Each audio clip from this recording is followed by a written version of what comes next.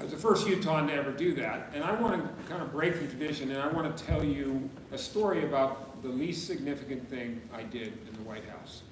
Fair enough?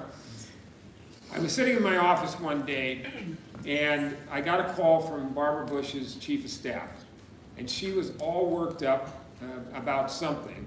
And she said, we talked to the president, and he said, you would be able to figure out a way to solve this question. And I'm like, well, that's a lot of pressure. So I said, come over and we'll talk about it. And she walks into my office and says, we've got a real catastrophe on hand. I go, well, what is that? She goes, the president's wife, Barbara Bush, has been called for jury duty in Texas. They maintain a Texas residence. And this is going to be a catastrophe. How are we ever going to do that? Somebody has got to stop this. And I was like, wow. I did all these things in my life to get to the moment where I've got to get someone out of jury duty. I said to her, I said, well, do you have the summons? And she did, and I said, I will take care of this. And she said, what are you going to do? And I said, just trust me. So you know what I did? I called that judge.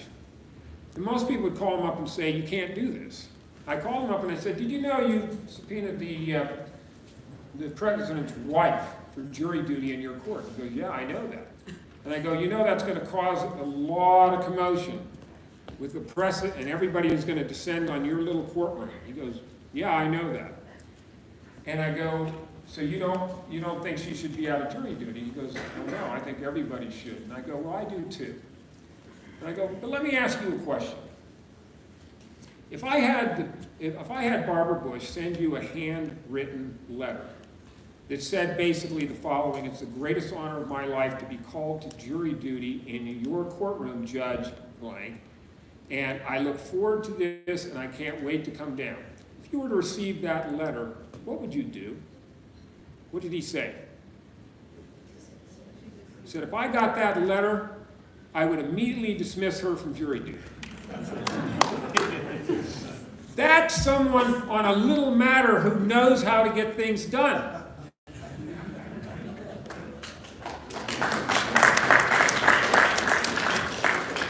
I clerked for Robert Bork out of law school, the greatest judge short of the Supreme Court ever. I worked for President Reagan, the greatest conservative president and the most dignified president of our day. I worked for President Bush, another dignified man and a conservative. I spent 38 years of my life fighting, and this is not an insignificant thing like I just shared with you, fighting with the Federalist Society as a board member and personally vetting Supreme Court justices for Reagan, Bush 1, Bush 2, and Donald Trump, to now we have a 6-3 majority on the Supreme Court. There is no one in this race who has done these types of things consistently for their entire professional life. Conservative, smart, gets things done. Brent Hatch for Senate. Thank you.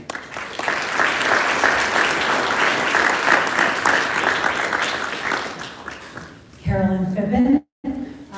Just like everybody else up here, I am running for the U.S. Senate, and it is time for Utah to send another constitutional conservative to serve with Mike Lee back to the Senate. I worked for him for a number of years, and prior to that, I worked for the Utah House Majority under Speaker Greg Hughes. I have worked extensively on policy issues at the state level and at the federal level with more experience and expertise on those issues through a constitutional lens than anybody else in this race. And I will tell you, before that, I spent 20 years home raising my 5 amazing boys. And we hear from politicians all the time that they know how to get things done.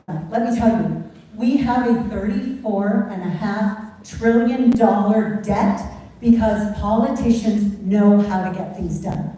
I am not interested in just getting things done. I care about getting the right things done and getting the hard things done. And in order to do that, we have to have somebody who is committed to not go back there and compromise on principle over and over and over to say that they passed a bunch of bills and they got a bunch of stuff done.